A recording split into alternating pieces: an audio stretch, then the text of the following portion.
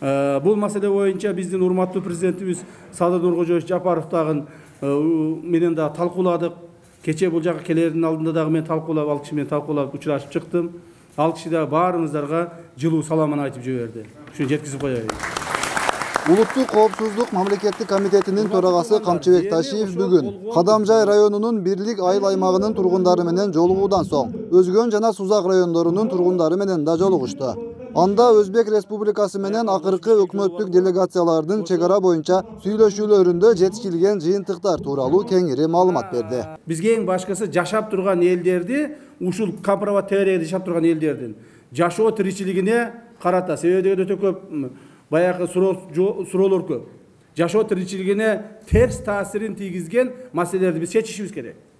Так, аны кантип чечебиз? Сууну биз ылдыйлатышыбыз керек болду. 908-ге сууду чыгарбашыбыз керек болду. Аны үчүн биз талашып, тартышып отуруп, ошо горизонталды 908-ди 900-ге чейин түшүрдүк. Так, эми 900-ге түшкөндөн кийин дагы айтайын, бизди ээлеген жерибиз, биздин ээлеп турган жерибиз, сууну ээлеп турган жери 4400 гектар болуп калды. Так, булар ошондо бизге 4100-дү берген. 4100-дү берген. Дагы 300 гектар бизге бериш керек эле буларчы. Дагы 300 бериш керек. 300 гектарды булар айтты, биз деди 200-300 макул берейли деди. 200-300 берейли деди. Анан биз талашып, тартышып, баягы эле сүйлөшүүлөр менен жүргүзүп олтуруп, ошол 200-300-дүн ордуна 1000 гектар алдык. Мен айттым 1000 дедим, толко 1000. Булар айтты 300. Жок, 1000. Анан кийин дагы бирөөнү чакырып келди, үчөө эле олтуруп алып, дагы айтышты. Болтур 500 берейли. Жок дедим 1000. То есть булар бизге 300 гектардын ордуна 1000 гектар бере турган болду жерди. Так, ошол жерге биз мынтип чечтик. 500 гектарын Өзгөн районуна берейли. 500 гектарын Сузак районуна берейли. Эмне үчүн тургандар? Себеби дегенде ал жерде деле Сузак менен Өзгөндүн границасы бар, билесиңер. Бардыгын Өзгөнгө бере турган болсок, бардыгы бер жагынан гана кирип кетет экен. Бул бир. Экинчисинен Сузакка эмне үчүн 500-дү берип атабыз? Өзгөнгө 500-дү берип атабыз. Себеби Сузак районунун мына жерде акими бар, кимиси бар? Сиз мына сорган акими турат. Мына айтып коеюн, элдерде келсеңер керек ошо. Мына Жаркыштакта кээ бир жерлер бар. Мында эшигиңен чыксаң, граница көз алдыңда турат да. Үйүңүн алдында эме зым тартылып турат. Так, ошолорду биз ошондой жерлер жылдырышыбыз керек. То есть граница биздин элдүү пункттарыбыз жанында болбош керек. Так, эми бизге берген 1000 гектарды 500 гектарын бул жерден Өзгөн район акимчилиги, так, ошол айыл өкмөтү менен чогуу, госрегистр менен чогуу бар, ошол жерде өзүңөр ченеп тартып алгыла. Так, 500 гектар жерди Сузак район акимчилиги, госрегистр, айыл өкмөтү менен чогуу барып, өздөрү керектүү жерлерди тартып алгыла.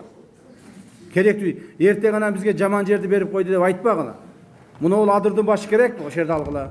Жок, мына жер керек дейсиңер, ошол жерди алгыла. Бирок өзүңөр керектүү жерди алгыла. Так, ал адамдар ошентип 1000 гектар жерди берди. Бул негизинен компромат боюнча ушундай маселе болду. Эми биз эмне кылдык? Алардын ошол 900-чү горизонталда болжол менен муну азыр так айтыш өтө кыйын, кайсыл бир 5-10 гектар аркы берки болуп калышы мүмкүн, же көбөйүп, же азыраак болуп калышы мүмкүн. 4400 гектар жер, 4400 гектар жерди биз буларга описать этип бердик. Описать этип бере турган болдук, суунун астындагы жерди.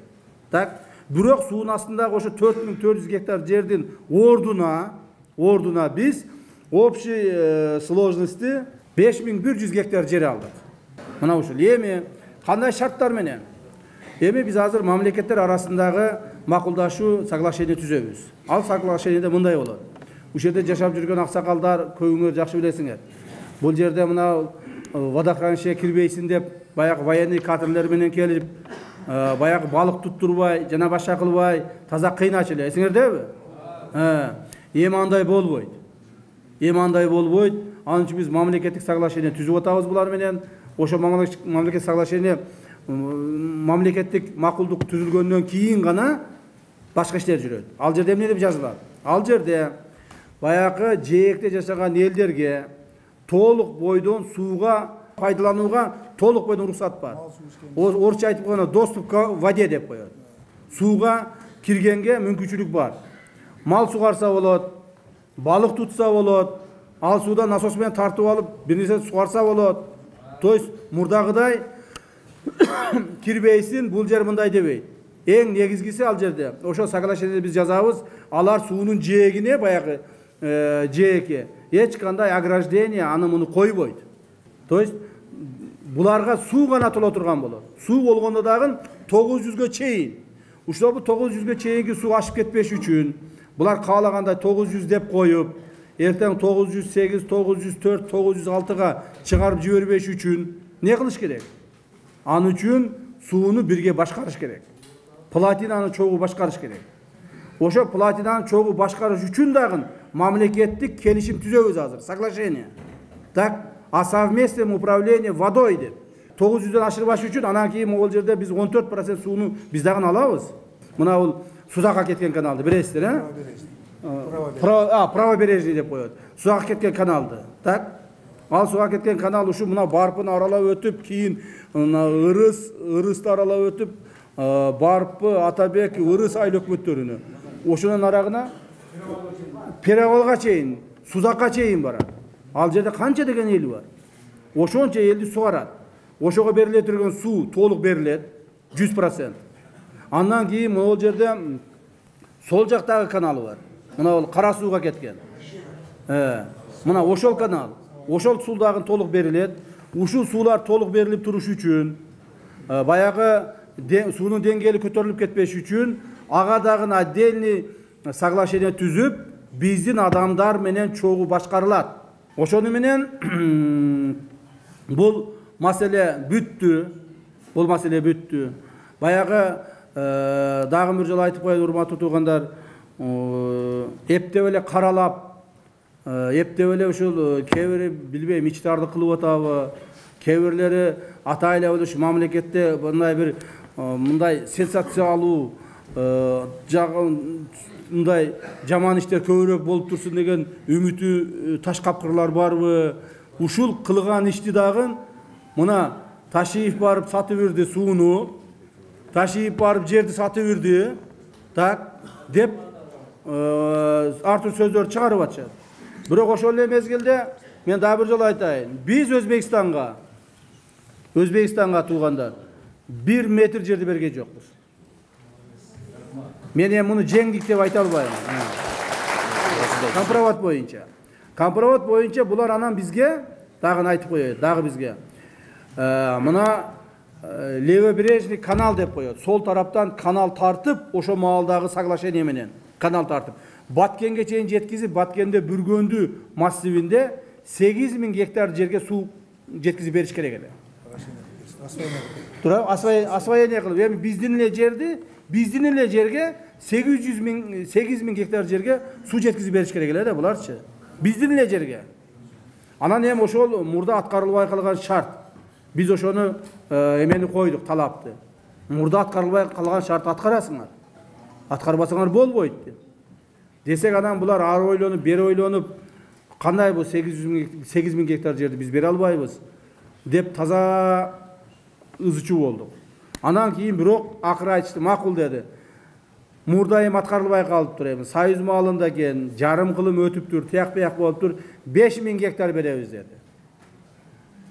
5000 гектар беребиз, болуптур, дополнительный берейли. Себеби биз силердин жериңерди алган жокпуз. Биз только 8000 гектарга суу эле жеткизип беришибиз керек эле. Так? Ошо жеткизип бербей калганыбыз үчүн 5000 гектар силерге дополнительный берейли деп калды. Анан мен айттым, жок, 5000 гектар болбойт. 8000 гектар деп жазылганбы, 8000 гектар бересиңер деди. Буга дагы 3-4 саатпы, 5-6 саат талашып тартышып отуруп, 8000 гектарга көндүрдүк. Ушул компроваттын суусу үчүн биз Алабака районунун Гавасай деген участкасынан 8000 гектар жер алдык туугандар.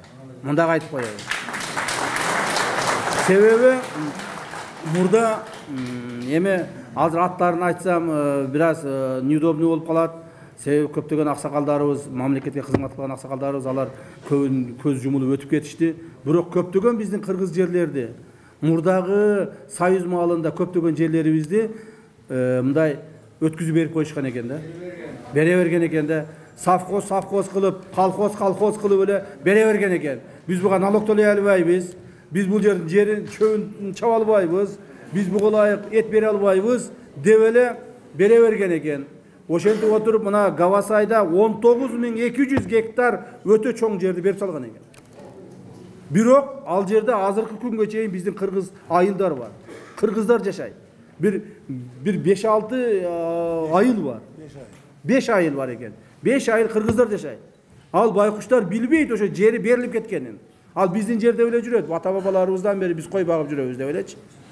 Oşolorgo 8.000 gektar жерди alıp berdik. Orta Tokoy suu saktagычы boyunça 800 gektar Orta Tokoydu suu basıp turat. Biz alarga talapты koyduk. Orta Tokoy suu saktagычынын üstünde 800 gektar bizdin жерди. Silerdin suuңар basıp turat. Oşo suudan 95% siler alasыңар, 5%'in biz alabız. Bul jerde bul Kampravatta 14% biz alat ekenbiz. Al jerde 5% alabız. Tak? Demek bizdin 800 gektarga bizge jeri berişiңер kerek dep biz talapты koyduk. Bular murda bizge 200 gektar bergen eken, ha? 190, 200 gektar деп коymen. Men эме 5-10 gektarda акрылайт этип айтып атам. 190 gektar bular bergen eken bizge. 200 gektar bergen eken murda. Анан калганы калып кеткен экен. Ошо калып кеткенди бересиңер дедик. Десек булар айтып атат, ал жерде Көксерек, Баястан, та кайсы Уңгартоо, ушулардын Карабелес ал отдельно. Вот ушул айылдарды элдер жашайт дейм. Ал жерде бир айылда 50 түтүн, бир айылда 150 түтүн. Ушундай ошолор көчүрүп чыгып кетесиңер дейт. Бул биздин жерлер дейт. Карта боюнча өзү олардыкы, ачык эле айтыш керек. Так. Анан кийин биз не кылышыбыз керек? Ошол водохранилищенин үстүндөгү жердин акысы үчүн деп туруп, ошол жерлердин бардыгын биз өзүбүзгө жаздырып алдык. Так, жаздырып алдык. Суу турат, эми суу турат, сууну эче калып кете албайбыз аны, сордуруп сала албайсың, башка кыла албайсың. Баары бир ушунча жылдан бери турат, дагы ушунча жыл турабы, мындан көп турабы бир Кудай билет. Турабы? Ошол айылдарды сактап калдык, айылдарды үлүш жерлери менен кошо, эгин эккен талаалары менен кошо, мал жайыттары менен кошо Кыргызстанга алып алдык. Булардын арасында Уңгартоо дагы бар. Уңгартоону билесиңер, мындай чегара мындай келип туруп, тоого мындай жармашып, анан кайра мындай түшүп кеткен да, 35 гектар. Ошону түз өткүзө турган кылдык. То есть тоого булар жармашпай турган болду. Уңгар үңкүртөө деп коет эми кыргызча, орусча уңгар болуп калыптыр да. Үңкүртөө толугу бойдон ошо Кыргызстанга өттү. Мына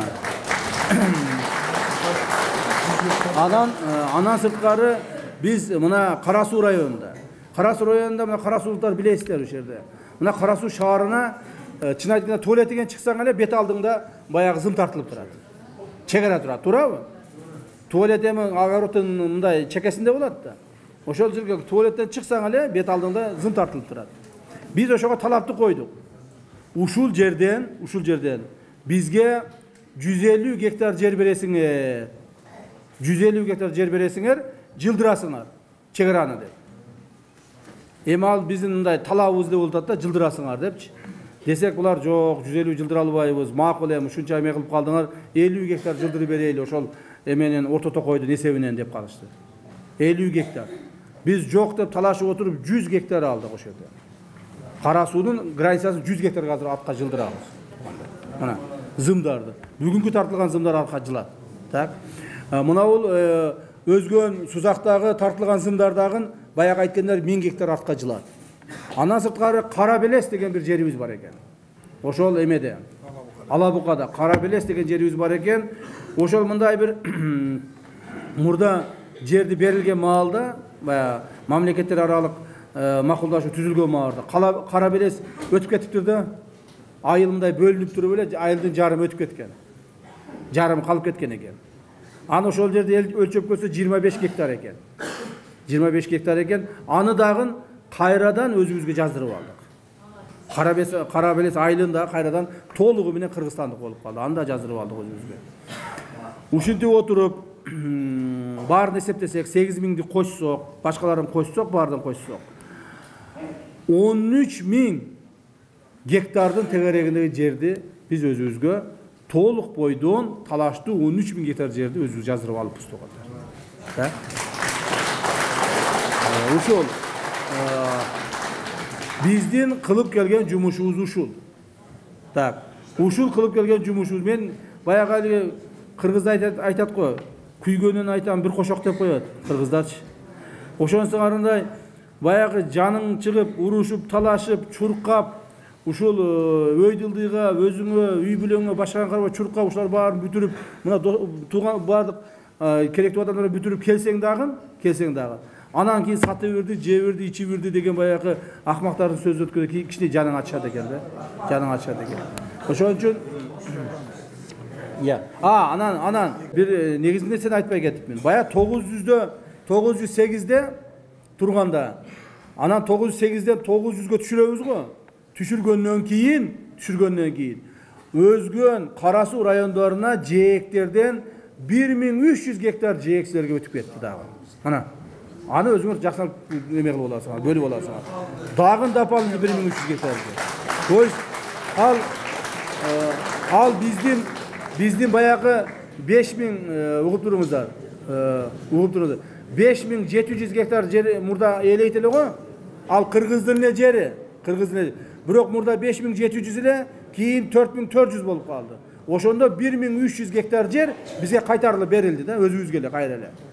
Аны мына бул Кара Суу Правданын жанынан өзгөн, мына бул Каролдун жанынан Ана Кызылга чейин ушул жерлерден, ошо бошогон жерлерди жергиликтүү бийлик органдары, айыл өкмөттөр, госрегистрлер мына меники деп өзүңөр акырын ынтымакта бөлүшүп аласыңар. Чогулган тургундарды кызыктырган суроолоруна жооп узатып, ар кандай провокациялык мүнөздөгү маалыматтарга ишенбөөгө чакырды. Жергиликтүү тургундар чек ара маселелеринин ушундай шартта чечилип жатканына ыраазычылыгын билдиришти. Орунсуз чукпасын, элдин батасы сага буйруксун, көп жаша рахмат. İşte көп kılıp belirli ayrıkta bana Özgön'ün rayonu kavuktadır. Özgön'ün rayonu başlatmayın. Bizge Allah'ına yol olan ayıklamaktadır. Buna kalırsa bizge sadır yapardı, saçı taşıyıpsa Allah Teala berdi.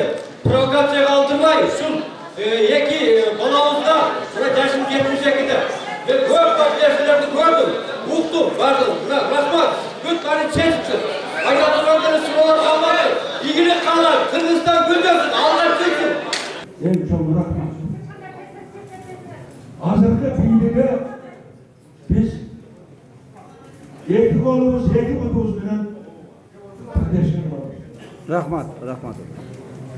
Anneannemi siz başınızı sahip koyup iki respublikanın kir çatağını çeşip ederiz. Özümüz aytkanday jana saytlardan, görünmen жактардан чыгып атат. Каршы душмандар чыгып атат. Муну жакшы билесиздер. Мына бул Ош Бишкек жолу кандай болуп атса өтүп менен өткөн деп. Бул боюнча дагы макулдашуулар азыр сүйлөшүүлөр болуп атат. Биздин чек ара боюнча сүйлөшүүлөрүбүздө бул маселе бар. Өзбекстандын 7 пунктун ача турган болушту. Мына бул жерден Беговат менен бизге жакын жерди айтайын эми. Беговат менен ынтымак деп коет, мына бул эмеге Ташерифке кире турган жерди. Ынтымак посту деп коет. Беговат менен ынтымак посту, урматтуу туугандар, эми жакын арада ачылат. Ачылыш үчүн постторду даярдаш керек, бая жолдорду кайрадан бүтөш керек. Bir ek işleri var da, oşul bir törümün açılar. Bir pata verip koyulduk, geçtik. Orada aksakalları. Kalp böyle, gençlerden akınardan aydıversin bunu. Olmayın kadar. Kamçı, Dırşayevich. Olmayın. İlahi uzun ömürlüğü var. Olmayın. Alaçakan menen aman boluna. Olmayın. El yurdun menen aman bol. Uşunday o terselerden bardığın moynumuzda aldınız. Uşulardı keçip, ilgilikli Kırgız el için. Gelin. Bol. Ana demir, özgürlük hukukları için. Yolak, keplerini camılıp, kalpakta giyip, ala doğru olup, aman esen yürüyüşümüzde biz tilekteyiz. Özgürlük rayonunun Rahmat. Amin Allahu Ekber. Allahu Ekber. Jurnalistlerdi kızıktırgan başka sorularga da жооп uzatıldı. Дагы бир жолу айтайын, мындан ары мына биз кече протокол кол койгондон кийин жакын арада мына бир ашып кетсе бир 2 ай 3 айдын арасында биз ошо протоколду аткаруу боюнча жумуштарды баштайбыз. Ошонун жумуштар болуп атат, 2-3 айдын ичинде жумуштар бүтөт. Ошо протоколду аткаруу боюнча буюрса ошол жумуштар бүтсө, ошол жумуштарга протокол кол койгонго ылайык мындан ары бул суунун бетини, жээктерини өзбек аскерлери коргобойт. Өзбек аскерлери бул жака келбейт. Так, алар ошол плотинаны гана коргойт. А кыргыз тараптан кыргыз жарандары, тегерегинде кыргыз жарандар жашайт да. Бардыгы сууга кирип, малдарын сугарганга, балык тутканга, жээкте кирингенге жана башка кылганга толук бойдон мүмкүнчүлүк алат. Балаңыз тууралуу пикириңизди сурайын деп атам да. Шарттык кеңешке коюп атат экен, сиздин пикириңиз кандай негизи? Балама ийгилик каалаймын. Эгерде ал ошол Жалал Абад шаарына депутат болуп, элге журтка кызмат кылса, мен кубанаар элем. Көчөдө жүргөндөн көрө элге кызмат кылсын. Камчыбек Ташиевдин эртең 31-март күнү Алабука районунун тургундары менен да жолугушуу өткөрөрү буга чейин маалымдалган. Өткүлбек Рахманов, Замирбек Тойчубаев, Регион.